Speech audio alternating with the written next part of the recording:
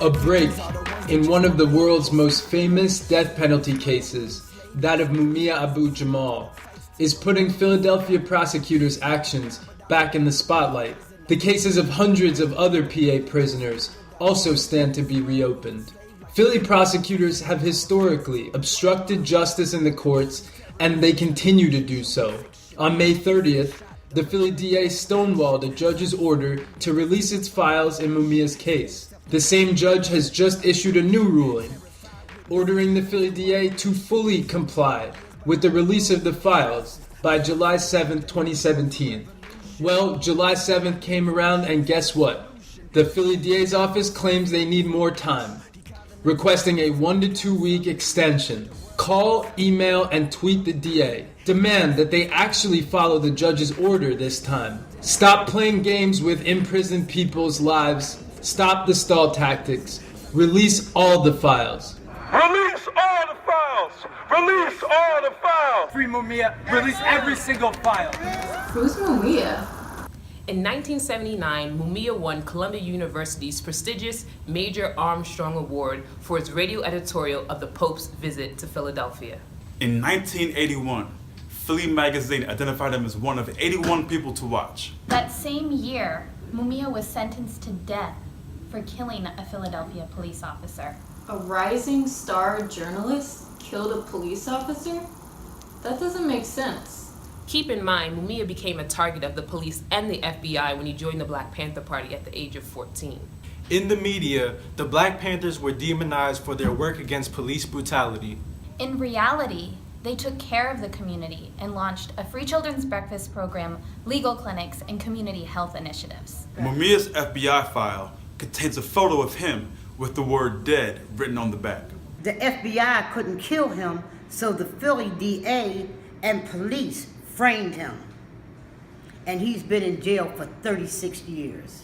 But now, a landmark Supreme Court ruling could overturn Mumia's conviction. What did it rule? In Williams versus Pennsylvania, the High Court ruled that Ronald Castile, the judge who denied Terrence Williams' appeal, had a conflict of interest. Why? It's a conflict of interest because it's a violation of the Constitution for a judge to rule on a case in which he previously worked on as a prosecutor. So he was the prosecutor and then judged the case? Exactly. He had a conflict of interest. Judge Castile should have recused himself from that appeal case, but he didn't. So what does this have to do with Mumia? The same conflict of interest violation in the Williams case surfaces in Mumia's case and involves the same judge. Ronald Castile was a prosecutor in Mumia's case and later a judge on the Pennsylvania Supreme Court. He reviewed and denied Mumia's appeal. Wait, there's more. Castile was funded and named Man of the Year by the Fraternal Order of Police, the organization most invested in Mumia's conviction and execution. Oh, no conflict of interest there. Not only was the judge bought off by the police, so was the DA. But now, for the first time in years, there is an opportunity to bring Mumia home. Really? How? Mumia's lawyers were in court on April 24th, coincidentally on Mumia's birthday, and won discovery. In other words, the judge ordered the DA to turn over records pertaining to this case. These documents will show Castile's personal involvement in this historic case. Only one thing stands in the way of those records seeing the light of day: the notoriously corrupt Philly DA's office.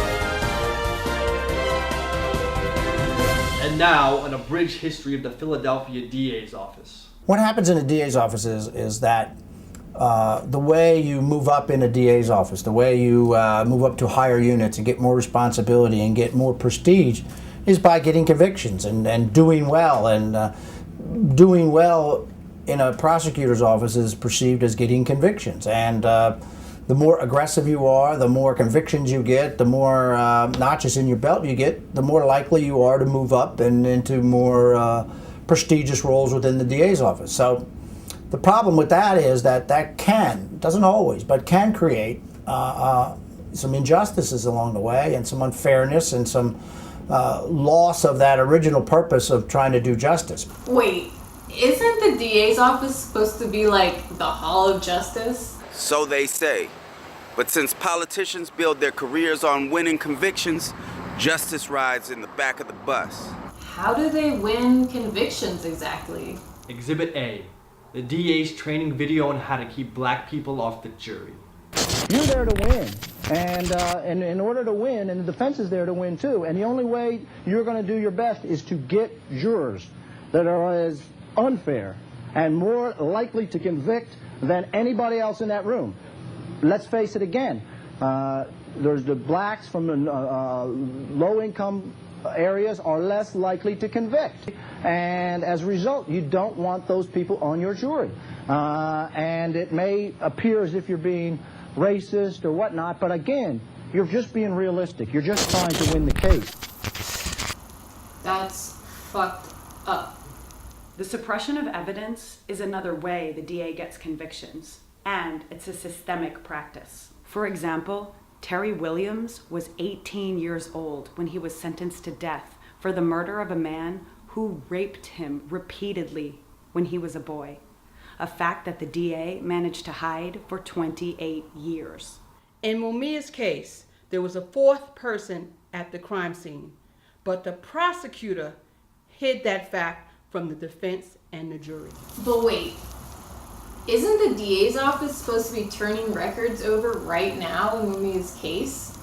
What's to stop them from just putting everything through the shredder? Philadelphia has the distinction of having more juvenile lifers sent to prison as juveniles for life than any other jurisdiction on the planet Earth. It is not used in most of the world, but it is used here in the cradle of the Constitution of the United States. If the corporate media's job is to sell fear, conflict, and ignorance, yours is to show courage amidst adversity, cooperation, community, complexity, and the sheer genius and brilliance that exists in all of humanity.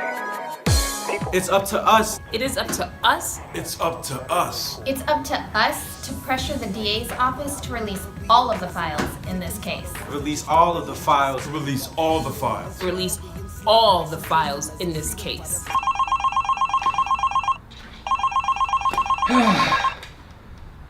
District Attorney's Office, how may I help you? Yes, good afternoon. My name is Jennifer Green. I'm calling to demand that you follow the court's order and release all of the files of DA Castile's involvement in Mumia Abu Jamal's case. The Abu Jamal files? Ma'am, we released those on May 30th. We determined Castile had no involvement in the case. Fucking bullshit.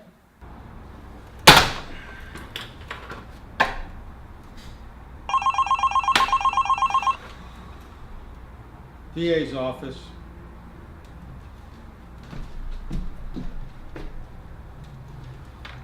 Shred those.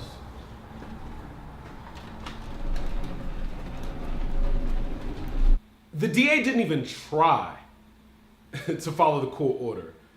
Telling the DA to release the records in good faith is like telling the police to police themselves. It's like asking the goat to watch the lettuce.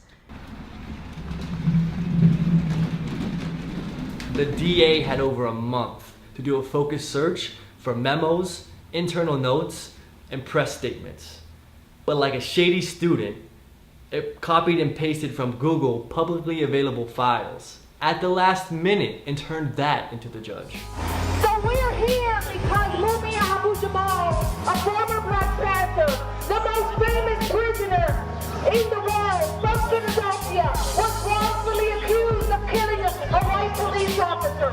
He was framed, he was set up by the DA and the police because he was a freedom fighter. Countless numbers in the hundreds of thousands, if not more, in this country are being held in these cages and are innocent of these so-called crimes. Save our brother's life. He is a treasure to our people.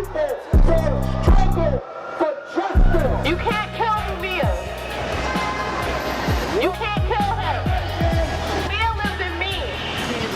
Mumia lives in all of us. Mumia is that piece of you telling yourself that the way that shit is going is not okay. And I need to stand up for it. If the DA was committed to justice, they wouldn't be hiding the files. But they know Castile was involved in Mumia's prosecution. So, we're not asking, we're demanding. Release all the files. Release the files. Release all the files. Release the files. Free them all. Free them all.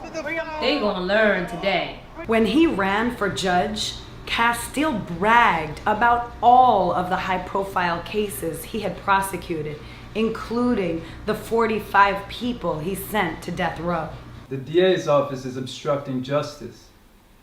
They're not going to follow the law unless the public is watching. Call, email, or tweet the DA's office and demand that they follow through on Judge Tucker's order and release all of the files in Mumia's case. The people have a right to know. And tell them that the days of convictions over justice are numbered. It's time to bring Mumia home.